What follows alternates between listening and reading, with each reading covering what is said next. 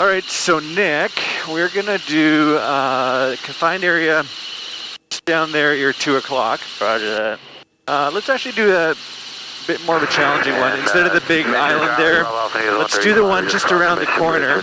You see where the creek comes in and meets the other creek? Yeah. There's a little bit of a sandbar there. With like a log in the middle of it. Yes. I think. Yeah. So that's gonna be our spot. So right off the bat, some of the challenges we're looking at is gonna be the clouds we're dealing with here. Yeah. So talk me through how you're gonna set up your recon there with those clouds in the way. I'm gonna go down here, turn around, and see what height I can get under the clouds. Okay. If it seems doable, then I'll do my recon under there. But if there's not enough height, I'm gonna have to figure something else out. Okay. So a really big thing is going to be to know whether the clouds cover the spot and whether they cover the approach path. If they're not covering either one of those, then we can probably do a modified recon that allows us to still see the spot. Yeah. Because the approach under the clouds won't be an issue. We see that already right now. Yeah. But doing, any kind of orbiting and stuff might be kind of tricky. Very low might be tricky. So we'll see here. Let's do a flyover. We'll stay under the clouds here, assess the height that we have to be at. And as we approach it, let's start slowing it down already so that once we get there, we can establish our orbit if it's going to work out. Keep slowing down, keep coming down a bit. Kind of 12 o'clock, yeah? Yeah, the spot is just the bend in the river to the left, and then right as it makes the right-hand 90-degree bend. Right, okay, I got it. That's the spot. Looks like to me we're okay here. We can do our orbits at this height. Yeah. This would be considered our low recon at this point. Make sure we do a nice steady 50-knot orbit around the spot here. Oh, it's also 50 knots and 66? Yeah, 50 to 60 knots is good in the 44. And out a bit. Come back. And the real key is that if this is our spot we're going to in the middle, we want to establish an orbit that is consistently the same distance away from it. Okay. So we can see it the whole time in our orbit.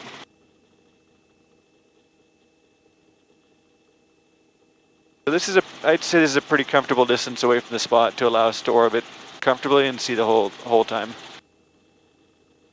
Talk me through what you see there. So suitability, definitely suitable size. From up here it looks big enough to fit in there. Shape, we can get in there, probably position ourselves multiple different ways. Slope, kind of hard to tell from up here. It's like a riverbank, so it might be kind of sloped.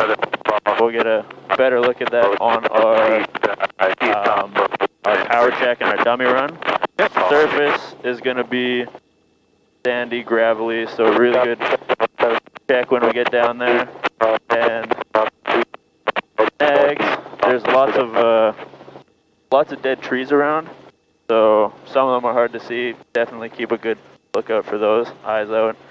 And sunshade is not going to be a factor today because of the cloud cover and wind. I believe we had a headwind this way, slightly, not too bad. And then wires.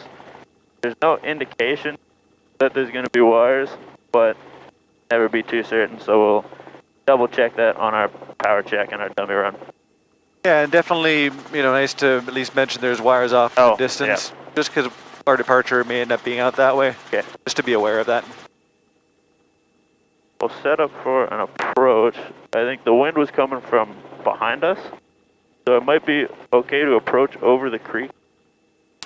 Yeah, so this one would be debatable, which is the better approach. The better approach definitely is down the river, like you're saying. You can come in lower and there's less obstacles. Yeah. Looks like about 5 knots or less of wind. Not terrible. So with 5 knots or less, I would definitely choose the better approach, which in this case, from over here. So we'll set ourselves up for approach here, or a dummy run. Is the power check 25 knots in this as well? 25 knots, yeah. So get that power down early here. I'd like to be a little bit lower.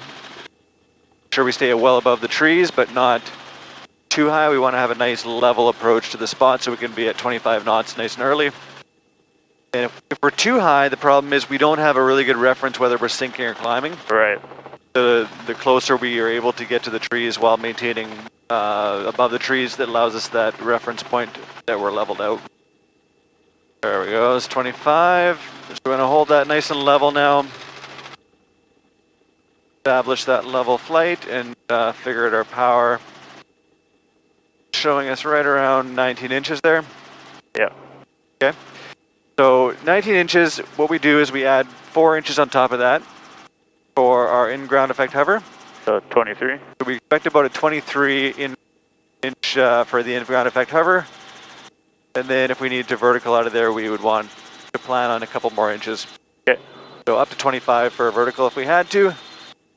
Which is, that's within our the map limit we discussed at the beginning. That's right, yeah, we're allowed up to 25.3 we said.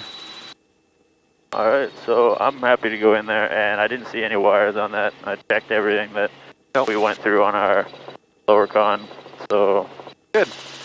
Set up for a real approach this time.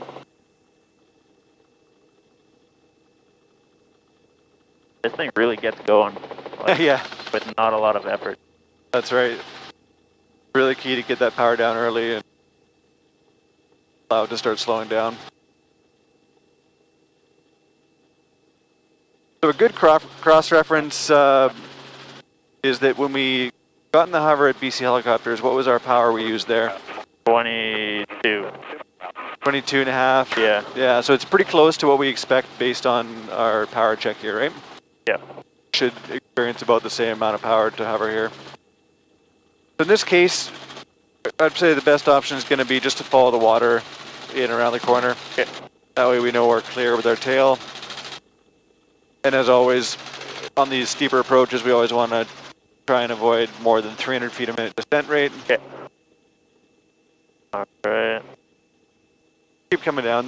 We're well within we're only at 100 feet a minute. So where are you picturing yourself landing right now? On this gravel bar here? Yeah. Okay, perfect. So already as we're coming in, we're thinking, where's our tail going to be safest? Over the water. And we're already picturing that. Probably going to want to be parallel to the water, actually, just because of the slope. That way our tail is not going to be dipping down really low in any particular place. Put it right behind that. There's a little piece of wood kind of that down one. there. Yeah, I like that.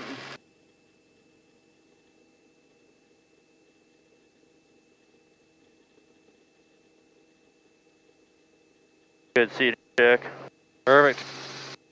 That was really nicely done. Good control, good assessment of the spot, and when we came in here, it was exactly what we expected. Turned out really good. And then plenty big, like you said. The surface was as expected. Not really slopey here at all, actually, which is nice. Yeah. But as you said, often you do expect if you're landing near a river, if there wasn't a little gravel bar like this, it would be more like over there where you do actually have slope. So it's always good to... Yeah, it was pleasantly surprising. Yeah. Great. All right, talk me out of here. What are you going to do? Pick it up into a hover check. Check the CFG. And that was my departure path. There's kind of some trees here that I'd have to go between. But it's going to be more of a somewhat vertical out. Kind of like a towering takeoff. Okay. That's one option for sure. What about the wind? Where's the wind coming from? That way. So we can go back out the way we came. Probably better to go out the way we came in. It was a better approach, so probably also a better departure. Okay. And if it's in the wind, that's usually our best bet. Okay. And we're clear left and right. And I'll have to pick it up a little higher. The gravel bar there. Yep. Do a pedal turn, and yeah. Very nice. CFG is good. CFG is good, and we've got 22 and a half. What we had at base. Pretty much the same as base. That's good. I'll climb up a bit more, and then we'll do a pedal turn this way. I'm clear left.